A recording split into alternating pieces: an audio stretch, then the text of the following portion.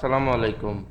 ইসরায়েলের প্রধানমন্ত্রী বিনিয়ামিন নেতানিয়াহু ৬ সদস্যের যুদ্ধকালীন মন্ত্রিসভা ভেঙে দিয়েছেন।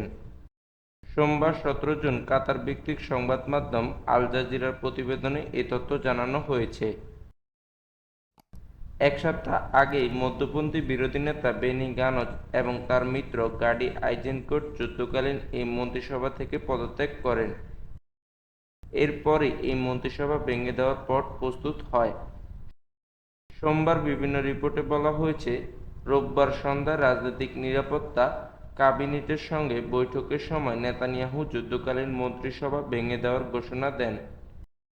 খবরে বলা হয়েছে, এই মন্ত্রিসভা ভেঙে দেওয়ার পর নেতানিয়াহু এখন গাজার যুদ্ধ নিয়ে মন্ত্রীদের একটি ছোট গ্রুপের সঙ্গে আলোচনা করতে পারেন। এই গ্রুপে আছেন প্রতিরক্ষামন্ত্রী ইয়োব গ্যালান্ত এবং স্ট্র্যাটেজিক অ্যাফেয়ার্স মন্ত্রী রন ডারমার। তারাও যুদ্ধকালীন মন্ত্রিসভায় ছিলেন।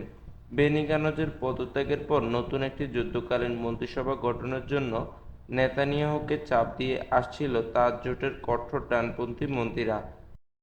কিন্তু এতে যুক্তরাষ্ট্র ও অন্যান্য আন্তর্জাতিক মিত্রদের সঙ্গে যুক্তরাষ্ট্রের সম্পর্কে টানাপোড়েন দেখা দিতে পারত। গাজা যুদ্ধে পরবর্তী পরিকল্পনার অভাব এবং যুদ্ধে নেতানিয়াহুর নেতৃত্বে ব্যর্থতার অভিযোগে গানজ ও আইজেনকোট পদত্যাগ করেছিলেন।